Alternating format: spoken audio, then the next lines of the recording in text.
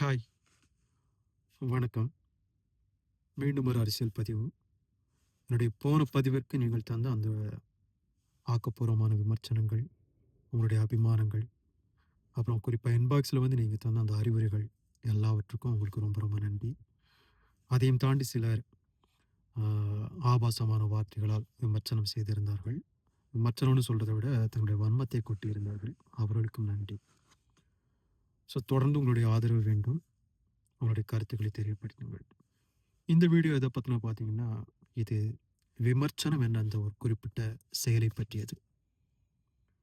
எந்த துறையாக இருந்தாலும் விமர்சனங்கள் தவிர்க்க முடியாதவைகள், பாரம்பரியமானவைகள், தொன்று தொட்டே அவைகள் அப்படித்தான் நடந்து கொண்டிருக்கிறது.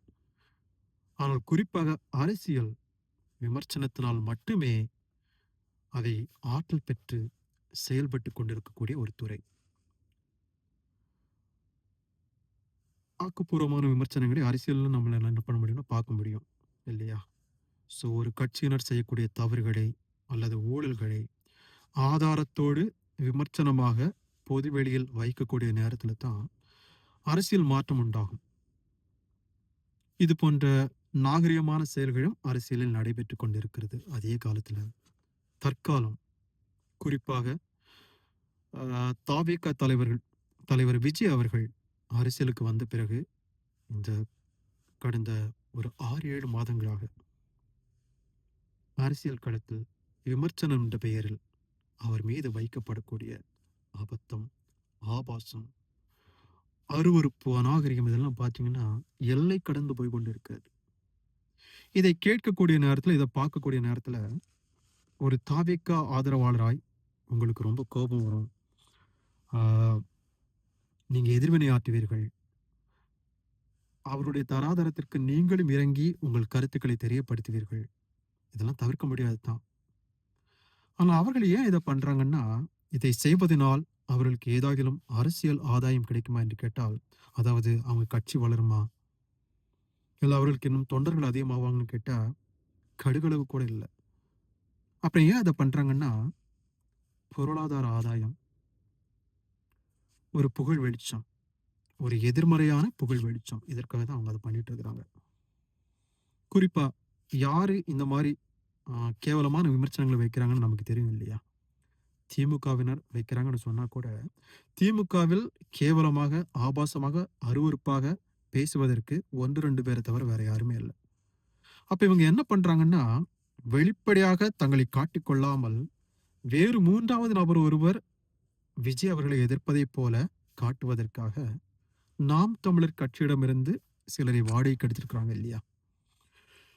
எங்களிடத்தில் அதிகாரம் இருக்கிறது. ஆனால் பேசுவதற்கு வாய்கள் இல்லை.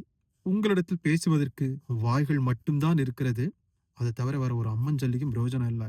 அதனால எங்கள் அதிகாரத்தை, எங்கள் பொருளாதாரத்தை உங்களுக்கு வாடகைக்கு விட்டு, இல்லன்னா உங்களுக்கு அத தந்துட்டு, உங்கள் வாய்களை எங்களுக்காக எடுத்துக்கொள்கிறோம்னு சொல்லிட்டு, அந்த கட்சியிலேருந்து ஒரு 1, 2 பேர இவங்க எடுத்து வச்சு, சதா காலமும் விஜய் அவர்களுக்கு எதிராக அவதூறுகளையும், ஆபாசங்களையும் அவிழ்த்து விட்டுக் கொண்டே இருக்கிறார்கள். அவங்களுடைய நோக்கம் என்னன்னா, இப்படி எதிர்மறையான விமர்சனங்களையும், அவதூறுகளையும் விஜய் மீது தெரிவிப்பதன் மூலம் திமுகவையோ அல்லது நாம் தமிழர் கட்சிகளையோ வளர்த்துக் கொள்ள முடியும் என்பதல்ல. ஜனங்கள் மத்தியில் விஜய் அவர்களை குறித்து ஒரு தவறான பிம்பத்தை உண்டாக்க வேண்டும் அல்லது ஒரு தவறான எண்ணத்தை ஜனங்களிடத்தில் விதைக்க வேண்டும். இதுதான் அவங்களுடைய எண்ணம். இதில் அவர்கள் வெற்றி பெற்றார்கள்னு கேட்டா, நிச்சயமா இல்ல. ஏன்னா, இவர்கள் சொல்லக்கூடிய இந்த அபத்தங்களையும், ஆபாசங்களையும் நம்புவதற்கு முதலில் இவர்கள் தூய்மையானவர்களா? இல்லையா? இவர்கள் அம்பலப்படுத்தப்பட்டு விட்டவர்கள் ஜனங்களிடத்தில் ஏற்கனவே என்ன பண்ணிட்டாங்கன்னா, இவங்க எக்ஸ்போஸ் ஆயிட்டாங்க இல்லையா? இவங்க யாருன்னு சொல்லிட்டு ஜனங்களுக்கே தெரியும். ஜனங்கள் புறக்கணித்து விட்டார்கள். ஜனங்களிடத்தில் இவர்கள் அம்பலப்படுத்தப்பட்டு விட்டார்கள். அதனால இவங்க சொல்றத நம்புறதே இல்ல. இன்னும் சொல்லப்போனா, இவர்கள் விஜய்க்கு எதிராக உண்மையே சொன்னாலும், இன்னைக்கு ஜனங்கள் நம்பக்கூடிய மனநிலைமையில் இல்ல. ஆனா, சதா காலமும் பொய்களை மட்டுமே சொல்லிக்கொண்டு, ஆதாரமற்ற செய்திகளை மட்டுமே சொல்லிக் கொண்டிருந்தா யார் நம்புவா? ஆனா இவர்களுக்கு என்ன வேண்டும்?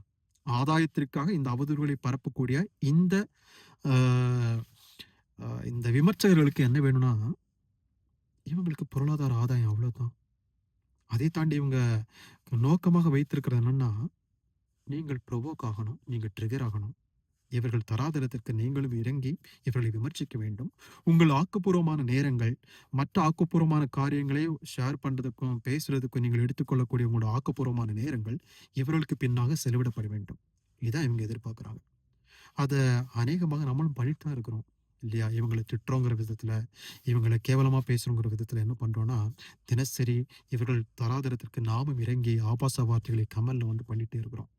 இப்படி பண்றதன் மூலம் என்ன நடக்குதுன்னா, இவங்களுக்கு இம்ப்ரஷன்ஸ் அதிகமாயிட்டே இருக்குது. இவருடைய பதிவுகள் அதிகமாக மக்களிடத்தில் பகிரப்பட்டுக் கொண்டிருக்கிறது. மக்கள் விரும்பினாலும், வெறுத்தாலும் இவர்கள் அவர்களிடத்தில் சென்று சேர்ந்து கொண்டிருக்கிறார்கள். இதான் இவங்களுடைய ஆசை. அது நடந்துட்டு இருக்கு.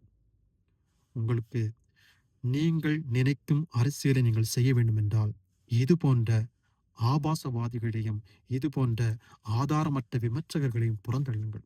இன்னும் 2 மாசம் தான் இருக்கு.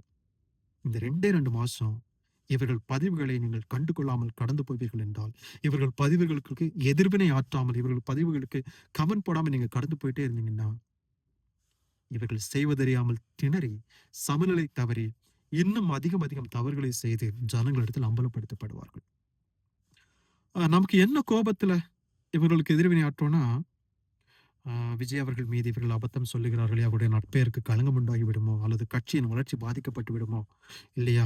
தொண்டர்கள் நம்மை விட்டு போய்விடுவார்களோ, இப்படித்தானே இந்த ஆதங்கத்துல தானே நம்ம இவர்களை கண்டுகொள்கிறோம். இல்லைனா இவர்களுக்கு கருத்துக்களை தெரிவித்துக் கொண்டிருக்கிறோம். அதுவும் நடக்கப் போவதில்லை. இவர்கள் வைக்கக்கூடிய அபத்தத்தினால் விஜய் அவர்கள் நற்பெயருக்கு களங்கம் உண்டாகவோ, அல்லது விஜய் காணாமல் போகவோ, விஜய் அவர்களின் கட்சி காணாமல் போகவோ செய்யும் என்றால், இதை போன்ற ஒரு பலவீனமான தலைவரோ, கட்சியோ இருக்க முடியாது இல்லையா? ஆனால் ஒரு தலைவராக விஜய் அவர்கள் இவருடைய ஒரு விமர்சனத்தையும் கண்டுகொள்வதே இல்லை. ஒரு கட்சியாக இவர்கள் விமர்சனம் வைக்க வைக்க தாவேகா வளர்ந்து கொண்டே தான் இருக்கிறது. ஒருவேளை இவர்களால் விஜய்க்கு சமமாக வர முடியுமான்னு கேட்டா, ஆ திரு சாட்டை துரைமுருகன் அவர்கள் விஜய் எந்த தொகுதியில் நின்றாலும் அவரை எதிர்த்து நான் நிற்பேன்னு சொல்லிட்டு இருக்கிறார் இல்லையா? விஜய்க்கு நிகராக தன்னை காட்டிக் கொண்டிருக்கிறார் இல்லையா? அதனால விஜய்க்கு நிகராக அவரால் வர முடியுமான்னு கேட்டா, எந்த காலத்திலுமே வர முடியாது. நம்ம சரித்திரத்தை எடுத்து பார்த்தோம்னா, ஆ காந்தியும், கோட்சேயும் ஜனங்களால் நன்கு அறியப்பட்டவர்கள். சரித்திரமும் ஆ அவர்களை நன்கு அறியும். ஆனால் இருவரையும் சரித்திரமும், ஜனங்களும் ஒரே பக்கத்தில், ஒரே தட்டில் வைத்து பார்க்கவில்லை. ஆ ஆன்மீகத்தில கூட பார்த்தீங்கன்னா, ஆ இறைமகன் இயேசுநாதரையும், அவரை காட்டிக் கொடுத்த யூதாசையும் எல்லாரும் அறிவார்கள். சரித்திரமும் அறியும். ஆனால் இவர்கள் இருவரையும் ஜனங்களும், சரித்திரமும் ஒரே தட்டில் வைத்து, ஒரே அளவீட்டில் வைத்து தான் பார்க்கிறாங்களான்னு கேட்டா, இல்ல, இல்ல.